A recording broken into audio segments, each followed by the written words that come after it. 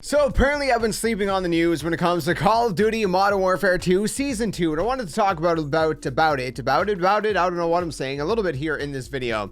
So we're going to do that. I am a little bit, I guess, delayed with some of the news because mostly just some weird health stuff, man. My eyes have been all weird the past week or two, and I don't know what's going on, so hopefully it's all going to be good to go. But let's go into the blog post. We're not going to waste any time because I want to talk about some of this stuff, go over it with you guys if you guys missed it or if you haven't heard about it. And you know, obviously we have some new stuff that's been added over the course of the last few days, different things like that as well. So starting off, we got some global changes. Again, we're going straight into this, man. Let me know, by the way, what you guys think about these all these different updates and changes that are going to be coming to season 2.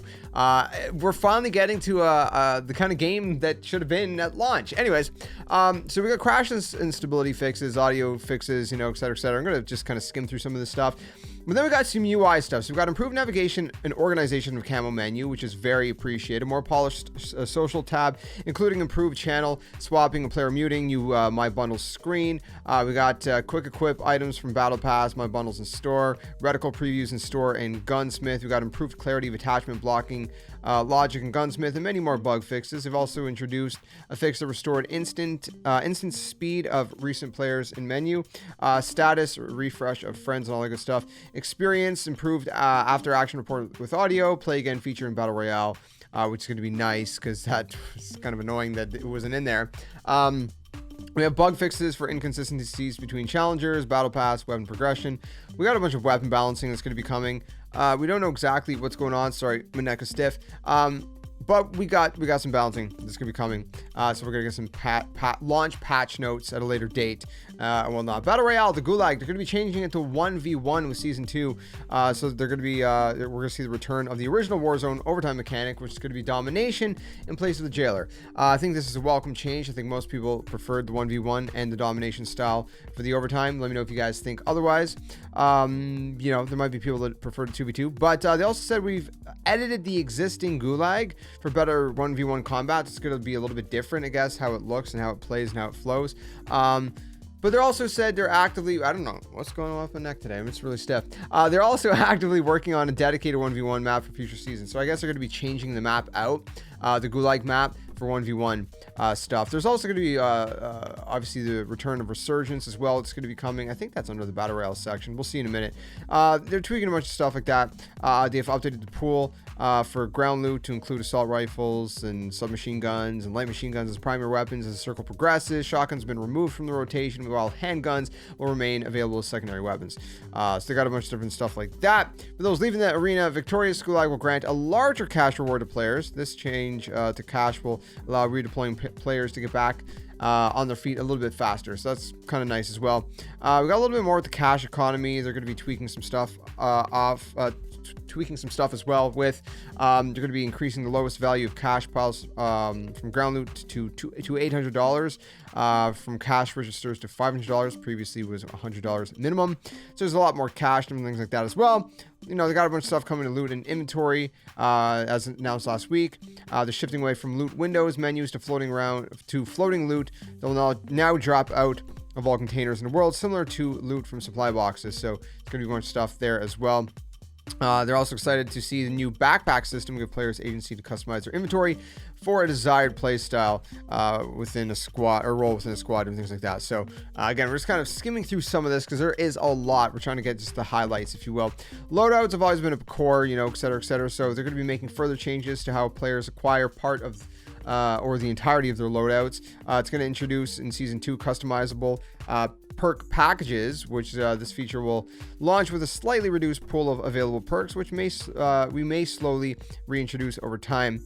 I want to navigate this particular feature as carefully as possible, ensuring that all the available perks provide ample utility and remain viable and balanced and all that good stuff. So a bunch of stuff with buy stations and all that good stuff as well. Additional changes. They're continuously evaluating the pace of combat engagements and talking about like 3-plate vests and how all players will now start with a 3-plate vest, which is very interesting to say the very least. So varying sizes of vests will no longer exist in Battle Royale loot. So it's just going to be three-plate vests for everybody, which is going to be a nice change thing as well. Changing some of the movement. Again, keep in mind this is still for, Battle Royale. Yeah, it's still for Battle Royale. So movement, they're tweaking that. Players are going to be able to bust through doors, while plating the way they would have if they were sprinting. So we can still we're going to be able to do that rather. A couple tweaks to buy stations, different things like that as well. Strongholds, they're going to be tweaking some stuff there. Also, kind of adjustments to AI combatant damage, different things like that as well. Also, DMZ, they're going to be tuning enemies. They felt like the difficulty ramp up was often too steep for some players, and some players were getting overwhelmed. So they're introducing a bunch of balancing changes to adjust the types of AI spawning, the number of AI spawning, the accuracy of AI at range, and much more, because they are stupidly good from a very far range, which is just super annoying. Tweaking spawn points. They're going to be tweaking mission difficulty tuning as well. So the ramp was too aggressive for many players, and that the demanding scale ultimately made it very challenging to unlock the second insured weapon slot, which is kind of true. It does get pretty annoying, and it ramps up pretty quick. So really nice to see some tweaks there as well. Obviously there's some crashes and things like that as well, that they're going to be tweaking and kind of monitoring.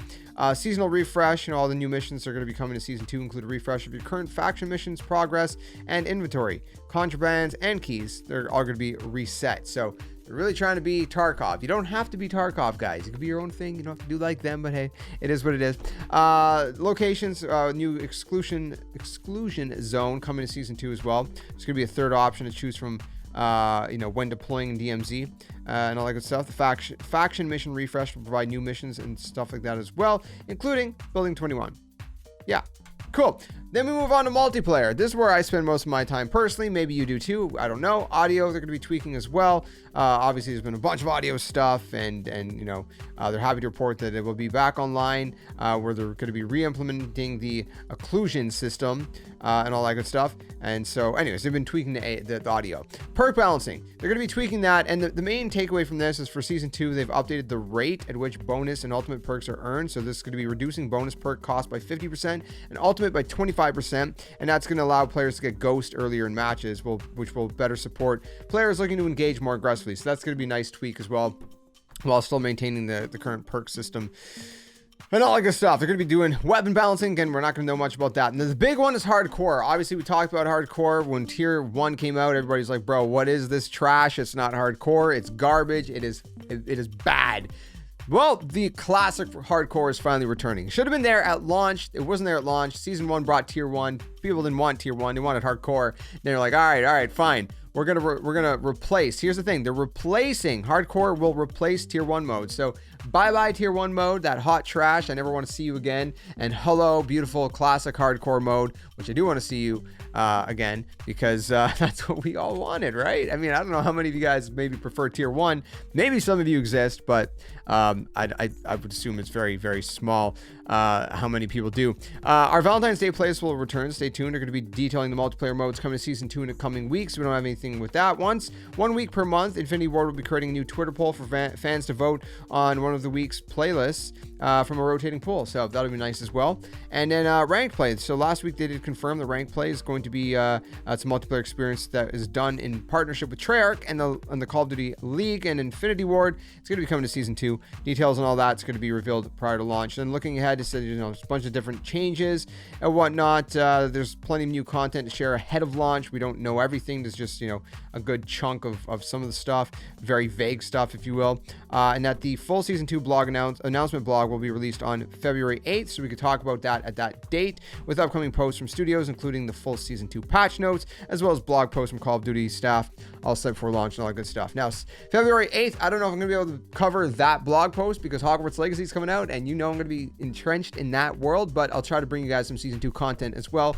because season 2 does launch, February 15th, if I remember correctly, I think. So yeah, let me know what you guys think about all this stuff down in the comments below. What do you think of this this, you know, all this information coming to season 2, is it enough to rejuvenate the game for you?